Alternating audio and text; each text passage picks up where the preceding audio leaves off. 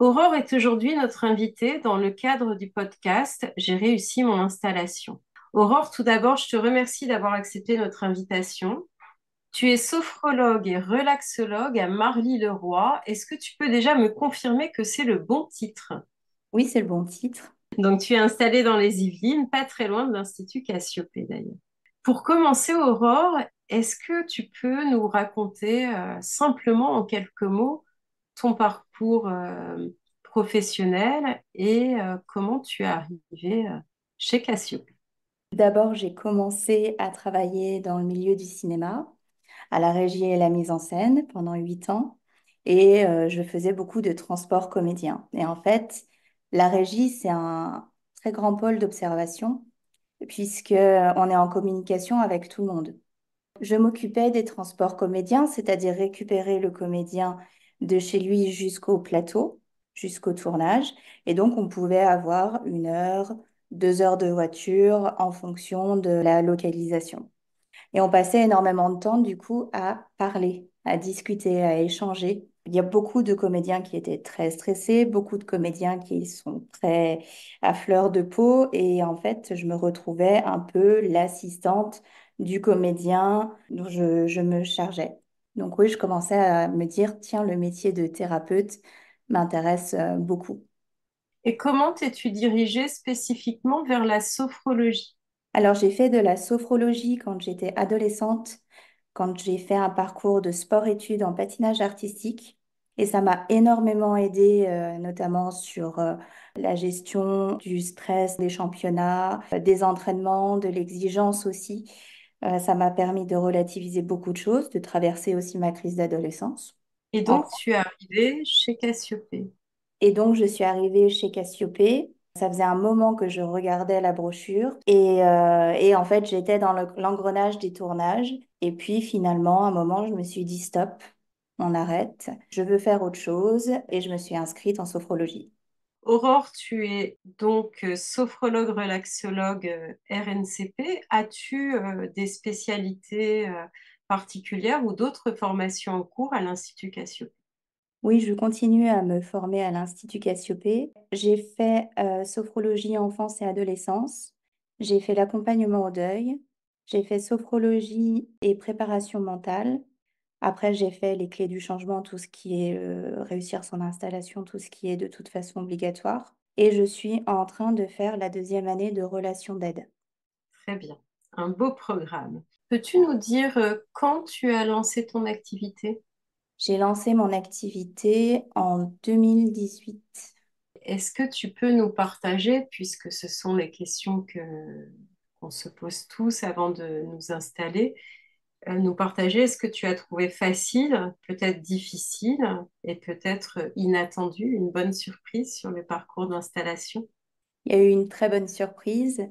J'étais adhérente donc aux Pyramides, qui est un grand centre de sport à Port-Marly. Et il n'y avait pas de sophrologie. Il y avait du yoga, il y avait du pilates. Et en fait, voilà, il n'y avait pas la sophrologie. Donc, je l'ai proposé à la directrice d'exploitation. Et elle m'a dit tout de suite, je suis intéressée. Et je ne voulais pas faire de groupe au départ. Je voulais faire de l'individuel. Elle m'a dit, OK, je veux bien vous louer la salle. Mais pour ça, il faudra faire connaître la sophrologie aux adhérents et donc faire des séances de groupe découvertes. Donc en fait, j'ai commencé par le groupe. Et ça t'a plu?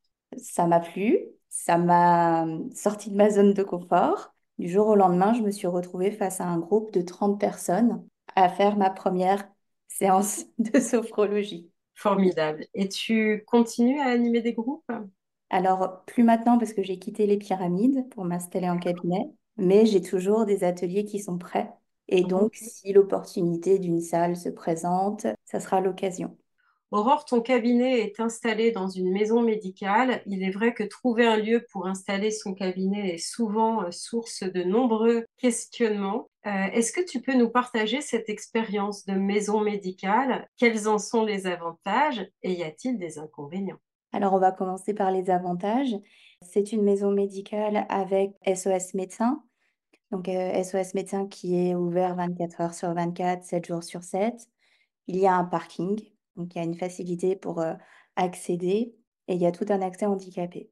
Autre avantage, c'est la relation que je peux avoir avec cette partie de la maison médicale puisqu'on partage la salle d'attente. Donc j'ai des relations avec des médecins qui m'adressent des personnes à accompagner régulièrement. Néanmoins, à côté de ça, il y a beaucoup d'autres praticiens, chirurgiens dentistes, il y a des pédicures, il y a, des kinés et cetera. Et en fait, on est presque trop nombreux pour trouver des moments pour se voir ou pour, mieux se connaître. Mais, à part ça, ça reste une très belle structure et je suis très, très bien dans mon cabinet. D'accord, merci Aurore. Je souhaitais te poser une autre question pratique. Tu as un site internet très clair, très bien fait, aurore-sophrologie.fr, sur lequel tu proposes un accès direct à la réservation en ligne via Créneau Libre. Il existe d'autres plateformes. Je voulais savoir si, quelle que soit la plateforme utilisée, peu importe, ce système de réservation en ligne était satisfaisant pour toi. Oui, parce que ça peut, effectivement aussi faire de la publicité, de la communication. Au niveau du référencement Google, ça reste intéressant. Donc, c'est plutôt une bonne surprise. Et est-ce que les désistements à la dernière minute sont fréquents? Pour une première consultation, ça peut arriver. À partir du moment où on se rencontre, où il y a une première consultation, généralement, les gens me contactent directement. D'accord, merci. Et forte de ton expérience, Aurore, est-ce que tu aurais un ou deux conseils à donner, à partager avec les autres stagiaires qui envisagent de s'installer prochainement? Oui, alors le premier conseil que je pourrais donner, c'est déjà de se donner les moyens de continuer à y croire, de prendre le temps de réfléchir et de s'entourer aussi des bonnes personnes. Ce qui est important, c'est le lieu et de se sentir bien, de se sentir légitime, de vraiment montrer son identité de thérapeute et de s'ouvrir et d'accompagner les gens le plus justement possible. Est-ce qu'aujourd'hui, Aurore, tu considères que tu as réussi ton installation? Si c'est le cas, à quel moment tu t'es dit c'est bon, j'ai gagné? C'est un métier où on gagne jamais vraiment parce que c'est un métier qui est relativement incertain. Dans mon installation, il y a eu les pyramides et après, il y a eu la période de Covid et ensuite, il y a eu le cabinet. Donc là, personne n'était prêt, personne n'était préparé, donc il a fallu s'adapter. C'est jamais gagné, mais c'est jamais perdu, du coup. Donc, je me suis sentie vraiment légitime grâce aux séances de groupe et ensuite quand j'ai pu commencer à me dégager un salaire. Et par contre, là, avec le cabinet, je me sens installée. Voilà, je sens que j'ai réussi mon installation. C'est mon métier aujourd'hui et je me pose pas plus de questions que ça, en fait. C'est très simple et naturel. Et qu'est-ce que tu préfères dans ton métier?